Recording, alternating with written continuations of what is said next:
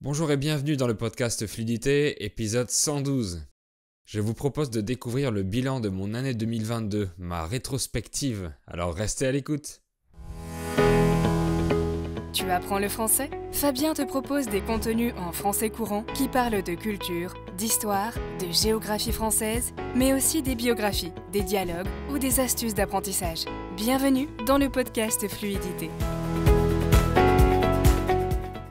Avant de commencer, je vous invite à rejoindre notre club VIP. C'est une page Patreon où vous avez du contenu additionnel, du matériel additionnel pour approfondir mes contenus et devenir meilleur en français.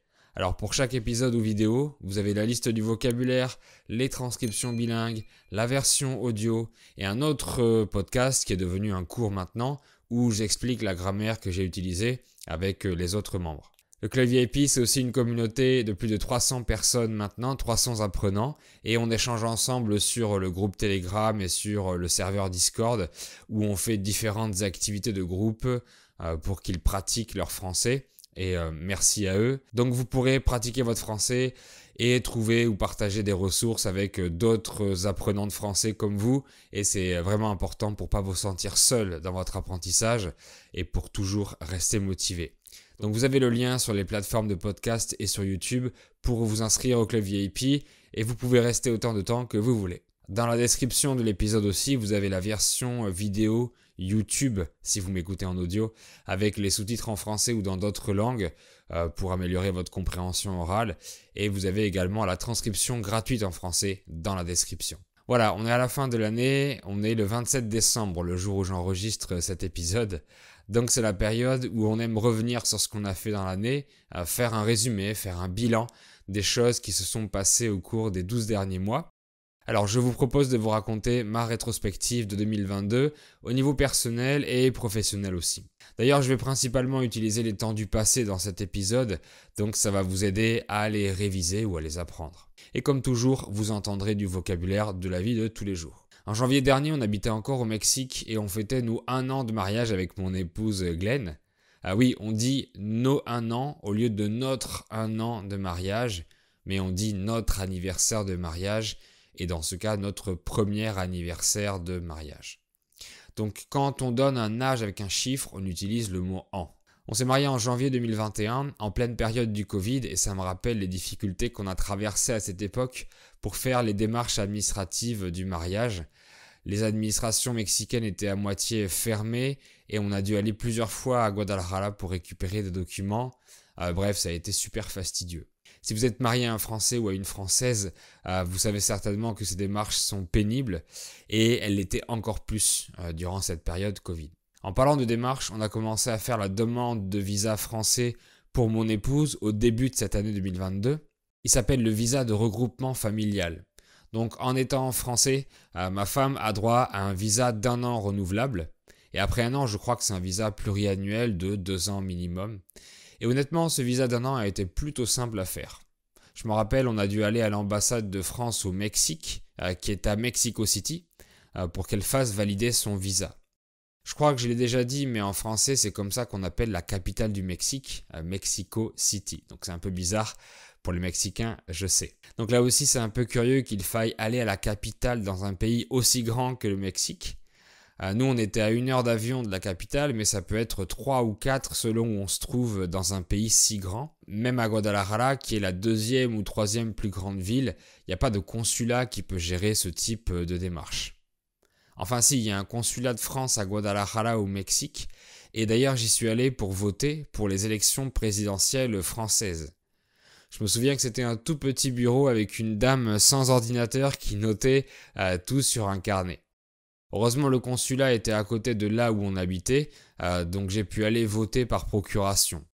En fait j'ai rempli un formulaire français que j'ai transmis au consulat en choisissant la personne pour qui j'allais voter, et mon père en France a pu voter à ma place. Donc pour préparer notre départ du Mexique et notre installation en France, on est revenu habiter chez mes beaux-parents, chez ma belle famille mexicaine vers le mois de mars, si ma mémoire est bonne.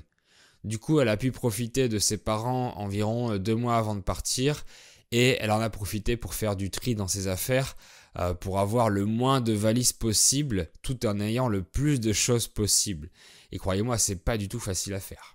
Et en mai, le grand jour est arrivé, le jour J, on a déménagé en France. On est parti vivre en France. J'en ai déjà parlé dans un épisode, j'ai déjà expliqué pourquoi on n'habite plus au Mexique, mais en tout cas, on est arrivé mi-mai. Vous vous en doutez, mais on a eu pas mal de démarches administratives à faire, que ce soit pour moi ou pour mon épouse. On a fait son dossier pour demander son adhésion à la sécurité sociale française. En effet, même avec un visa d'1 an, les étrangers peuvent s'inscrire à la Sécu et avoir une partie des frais de santé gratuits. Et j'ai souscrit à une mutuelle pour nous, pour que la majorité de ces dépenses soient remboursées. Au Mexique, je m'étais habitué à payer le dentiste ou d'autres frais médicaux de ma poche, donc payer moi-même. Donc ça fait plaisir d'être remboursé ici en France. C'est vrai que c'est quand même très bien fait. Ça a pris environ 1 mois et demi pour qu'elle obtienne sa carte vitale, dont je trouve que c'est allé plutôt vite, même si c'était pas urgent. Donc la carte vitale, c'est une petite carte verte que vous utilisez pour être remboursé des frais de santé en France. Et j'ai acheté une voiture, c'est un autre événement spécial dans ma vie puisque ça faisait 6 ans que j'en avais plus. En effet, au Mexique, j'en avais pas besoin, mais en France, il faut avoir une voiture, surtout pour vivre à la campagne comme nous, parce qu'il n'y a pas assez de transport en commun. J'en ai acheté une d'occasion à un ami garagiste, et ça m'a fait bizarre de reconduire une voiture régulièrement, vu que j'avais perdu l'habitude. On a également essayé d'avoir le certificat de vaccination européen du Covid, mais en vain. Vu qu'on s'était fait vacciner au Mexique avec les 2 doses, théoriquement on pouvait faire valider ces vaccins en France, mais personne n'a voulu s'en occuper. Sur le site du ministère de la Santé, on a vu qu'on devait aller dans une pharmacie pour demander cette validation, mais ils nous ont dit qu'il fallait aller à la sécurité sociale. Et la sécurité sociale nous a dit que c'était à faire auprès d'une pharmacie. Donc chacun se renvoyait la balle. On utilise l'expression se renvoyer la balle, qui veut dire se renvoyer la responsabilité, comme quand 2 adversaires de ping-pong se renvoient la balle à tour de rôle. En fait, on avait besoin de ce certificat de vaccination du Covid pour notre voyage de noces, pour notre lune de miel en Italie. Là aussi, j'ai fait un épisode complet pour raconter cette aventure, pour raconter ce magnifique voyage, donc je vous invite à l'écouter ou à le regarder après celui-ci, si vous voulez tout savoir. Et vu qu'on n'a pas réussi à avoir le certificat de vaccination, on a fait un test PCR 2 jours avant de prendre l'avion et ça a suffi. Du coup, on l'a jamais fait faire et ça a été plus simple comme ça. Et honnêtement, je pense qu'on n'en aura plus jamais besoin et tant mieux. En revenant d'Italie, on a cherché un logement puisqu'on habitait chez mes parents temporairement. Mais le problème est que la région où j'habite est très touristique l'été parce qu'il y a la plage. Donc c'est très difficile de trouver un logement qui soit pas saisonnier. Vu que tous les propriétaires louent aux touristes pour quelques jours ou quelques semaines et c'est très cher. Finalement, on a réussi à trouver un logement à Arcachon pour juillet et août grâce à quelqu'un que connaissait mon père. Donc on a emménagé dans un petit logement temporaire en bord de mer pendant l'été. On avait la plage à 200 mètres. Je me rappelle qu'il faisait super chaud et pour ceux qui ont suivi l'actualité en France, il y a eu de violents incendies en Gironde en juillet et en août. Il y a eu un premier incendie qui a brûlé une forêt qui était à seulement quelques kilomètres de chez nous et de chez mes parents, et ils ont failli être évacués d'ailleurs.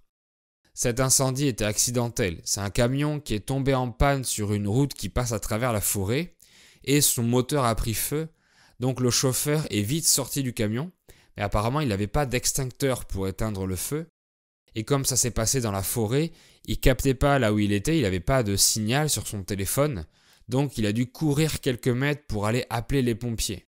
Et comme il faisait très chaud et très sec, le feu s'est propagé dans toute la forêt très rapidement. L'incendie a duré quelques jours et a ravagé des centaines d'hectares de forêt. En fait, c'était une partie de la forêt qui était laissée volontairement à l'état sauvage, donc il n'y avait pas de pare-feu. Un pare-feu, c'est un chemin en sable qu'on trace au milieu de la forêt pour arrêter le feu naturellement. Et en même temps, un autre incendie a été déclenché dans le même département à une centaine de kilomètres, mais il était d'origine criminelle. Donc les pompiers ont été occupés à éteindre un premier incendie de forêt quand un autre s'est déclenché pas très loin.